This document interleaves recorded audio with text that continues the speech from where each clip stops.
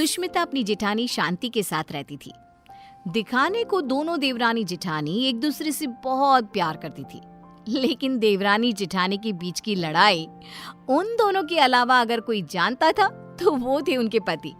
उन दोनों में हमेशा ही लड़ाई होती रहती थी, कभी खाने को लेकर तो कभी कपड़े को लेकर।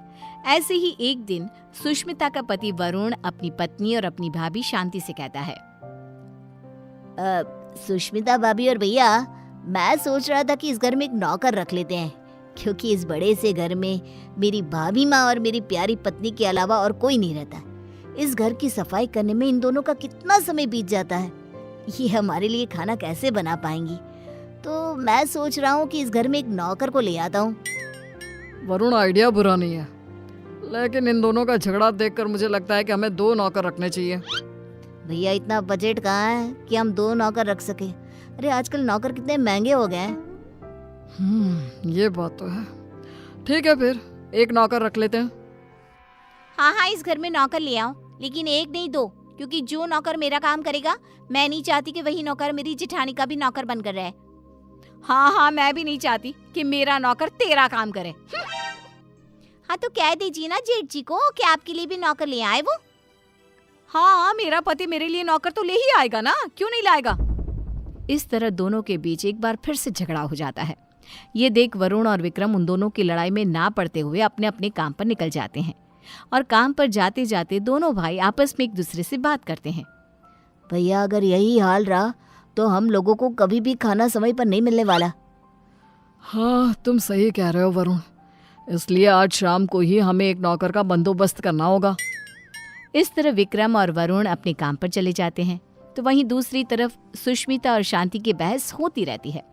वो दोनों अपनी बहस में इतनी मगन हो जाती हैं कि उन दोनों को पता ही नहीं चलता कि कब समय बीत चुका है। ऐसे ही शाम हो जाती है, और शाम के वक्त जब डोरबेल बजती है, सुष्मिता दरवाज़ा खोलती है। उसके सामने वरुण और विक्रम के साथ एक नौकर दिखता है। उस नौकर को देखकर सुष्मिता वरुण से कहती है, अरे वाह वरुण जी, आप तो आज सुबह नौकर की बात कर रहे थे, और देखो शाम को आप नौकर भी ले आए अपने साथ। पति हो तो ऐसा, वरना ना हो। सुष्मिता की बातें सुनकर शांति का गुस्सा 7वें आसमान पर पहुंच जाता है, जिसके बाद वो अपने पति के ऊपर चिल्लाते हुए कहती है, अजी आप क्यों नहीं लेकर आए? आपको दिखाई नहीं देता मैं कितनी थक जाती हूँ? अरे भाग्यवान, इस नौकर को मैं और वरुण हम दोनों ही लाए हैं। श्याम लाल किसी एक की चाकरी नहीं करेगा, बल्कि वो पूरे घर की सेवा करेगा। हाँ भैया, बिल्कुल ठीक कह रहे हैं। श्यामलाल, किचन ऊपर है, जाकर खाना बना दो। ठीक है साहब। श्यामलाल किचन में जा ही रहा था कि तभी शांति उसे रोकते हुए कहती है, अरे श्यामलाल, पहले तुम मेरा और विक्रम जी का खाना बना देना। इन दोनों को क्या है, इन दोनों का आराम से बनाते रहना, क्योंकि ये लेट नाइट्स होते हैं। ठीक है मैम साहब। अरे ऐसे कैसे? श्यामलाल, पहले तुम मेरा खाना बनाओगे। बेचारा श्यामलाल उन दोनों की बात में फंस जाता है। वो सर पर हाथ रखकर बैठ जाता है, क्योंकि उसे समझ में ही नहीं आ रहा था कि पहले किसका खाना बनाया जाए। ये देख अब विक्रम श्यामलाल का समय फिक्स कर देता है, और अपने समय अनुसार श्यामलाल अपना काम करता है। कुछ दिन तो घर में शांति का माहौल बना रहता है, लेकिन एक दिन श्यामलाल कपड़े धोने के लिए सुष्मिता के पास जाता है और उसे कहता है, बेन साहब, कपड़े धोने के लिए हैं तो आप मुझे दे दीजिए, मैं अभी आपके कपड़े धो देता हूँ। उसकी बात सुनकर शांति आती है और उसके ऊपर चिल्लाते हुए कहती है, श्यामलाल, तुम पहले मेरे कपड़े धोगे। अगर तुमने मेरे कपड़े नहीं धोए तो मैं तुम्हें नौकरी से निकाल दूंगी। जी, नाम तो आपका शांति है, लेकिन आपके अंदर ना शांति नहीं है बिल्कुल भी। अरे इस समय वो मेरे कपड़े धोएगा। हाँ, श्यामलाल उन दोनों की बातें सुनकर फिर से एक बार फंस जाता है।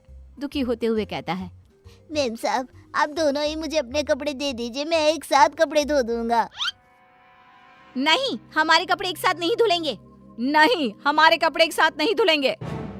उनकी बात सुनकर श्यामलाल बेचारा एक बार फिर कंफ्यूज हो जाता है, और वहां से मुंह लटकाए नीचे किचन में जाकर काम करने लगता है।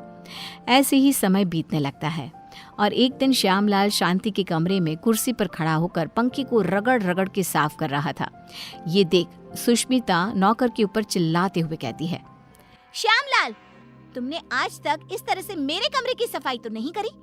अरे ऐसी कौन सी मेहरबानी करी है जेठानी जी, जो तुम उनके कमरे की इतने अच्छे से सफाई कर रहे हो। श्यामलाल कुछ बोलता तभी शांति आ जाती है और सुष्मिता को जवाब देते हुए कहती है, देवरानी जी, आप कुछ नहीं बोल सकती क्योंकि अभी आपके कमरे की सफाई का समय नहीं आया है, तो आप मेरे कमरे में आकर अपना लेक्चर मत दो श्यामलाल को। सुष्मिता मुंह बनाते हुए वहां से अपने कमरे में चली जाती है। कुछ समय बाद श्यामलाल सुष्मिता के कमरे की सफाई करने आता है। सुष्मिता श्यामलाल से अपने दरवाजे को भी घिसवाती है और अपने शीशे को भी चमकवाती है। कभी अपने कमरे के फर्श को अच्छे से रगड़वाती है और इस तरह श्यामलाल पूरी तरह से फंस जाता है। उसे समझ में ही नहीं आ रहा था कि इन दोनों को कैसे संभाला जाए, लेकिन वो बेचारा करता भी क्या, मजबूर था।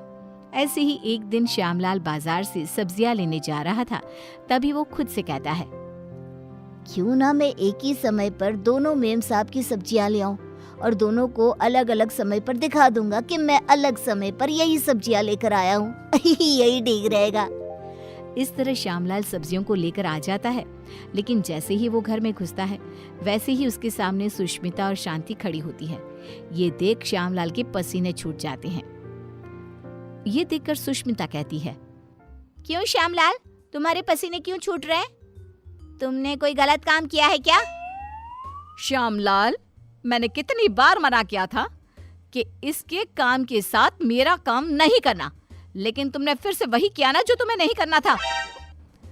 इस तरह दोनों अब श्यामलाल को खरी खोटी सुनाने लगती है और इतना सुनने के बाद कोई नौकर उनके घर में काम कर ले, ऐसा तो हो ही नहीं सकता।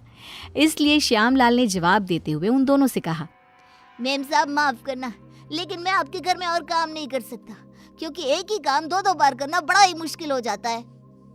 अरे तो क्या तुम उसके पैसे नहीं ले रहे हो? उसकी ये बात सुनकर बेचारा श्यामलाल चुप हो जाता है और ना चाहते हुए भी उन दोनों का काम करना पड़ता है। अलग अलग समय पर एक ही काम 2 बार करता हुआ खुद को देख वो बहुत परेशान होता रहता है। परेशान होकर विक्रम और वरुण के पास जाता है और कहता है, साहब मैं और काम नहीं कर सकता, यहाँ एक ही काम 2 बार करना पड़ता है। अरे एक काम अगर कोई 2 बार करेगा तो परेशानी हो जाएगा ना, इसलिए मैंने अब ठान लिया है कि इतने कम पैसों में मैं नहीं काम करने वाला। अगर आपको काम करवाना है तो आप किसी दूसरे नौकर को ढूंढ लो। मैं तो यही सलाह देना चाहूंगा कि आप दोनों अपनी अपनी पत्नियों के लिए अलग अलग नौकर रखना, वरना उस बेचारे का भी मेरे जैसा ही हाल हो जाएगा। इतना कहकर श्यामलाल उनकी नौकरी उनको ही सौंप कर चला जाता है। इस तरह बेचारे वरुण और विक्रम परेशान हो जाते हैं। कुछ समय बाद उन दोनों की पत्नियां हॉल में आती है और अपने पतियों से कहती है, अरे श्यामलाल कहाँ है? अरे श्यामलाल कहाँ है? दोनों भाई एक दूसरे की तरफ देखते हैं और कहते हैं, वो काम छोड़कर चला गया। तुम दोनों ने उसके नाक में दम कर रखा था।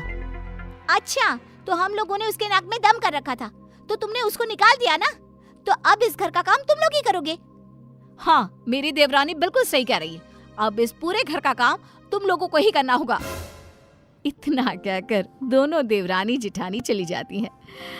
अब बेचारे वरुण और विक्रम दोनों को ही घर का काम करना पड़ता है। घर की सफाई, कपड़े धोते, बर्तन धोते और खाना बनाने के बाद बेचारे दोनों ऑफिस जाते।